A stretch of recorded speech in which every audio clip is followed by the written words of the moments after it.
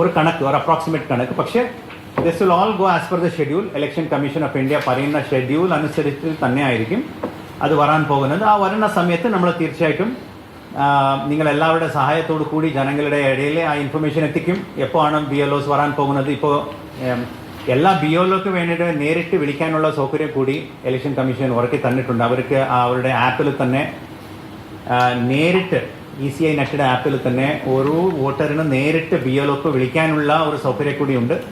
So ആർക്കെങ്കിലും വീട്ടിൽ വരുന്ന സമയത്ത് വീട്ടിലില്ല എന്ന് വെക്കാം.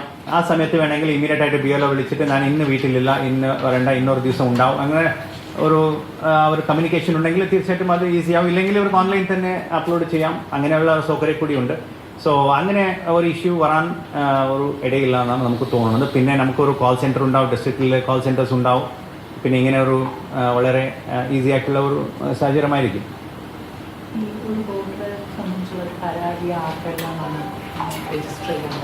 സോ ഇപ്പോൾ കുറേ സ്ഥലങ്ങളുണ്ട്, എവിടെ വേണമെങ്കിലും കൊടുക്കാം. ആദ്യമായിട്ട് BLO ആണ്. BLOക്ക് BLO ആപ്പ് വഴി തന്നെ പരാതി കൊടുക്കാം. ഇല്ലെങ്കിൽ ഇലക്ഷൻ കമ്മീഷൻ ഓഫ് ഇന്ത്യയുടെ കോൾ സെൻറ്റർ ഉണ്ട് 1950, അവിടെ വിളിച്ചിട്ട് ടോൾ ഫ്രീ നമ്പറാണ്, അവിടെ കൊടുക്കാം. ഇല്ലെങ്കിൽ ഇമെയിൽ വഴി വേണമെങ്കിൽ BLOക്ക് EROക്ക് കളക്ടർക്ക് നമുക്ക് നേരിട്ട് തരാം. അങ്ങനെ എല്ലാ സൗകര്യങ്ങളും ഉണ്ട്.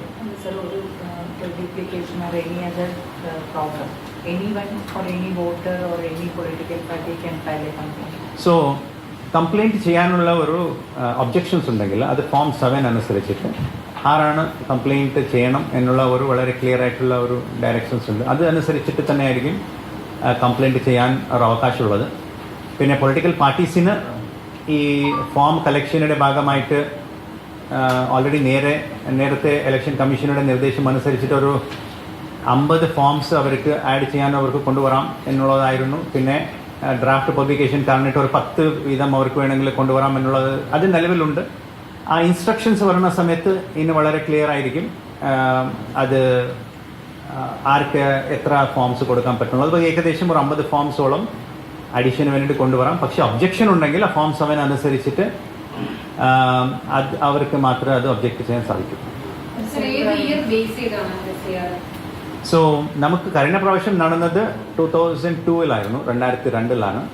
സോ അതായിരിക്കും നമ്മുടെ ബേസ് ഡോക്യുമെന്റ് എന്ന് പറയുന്നത്.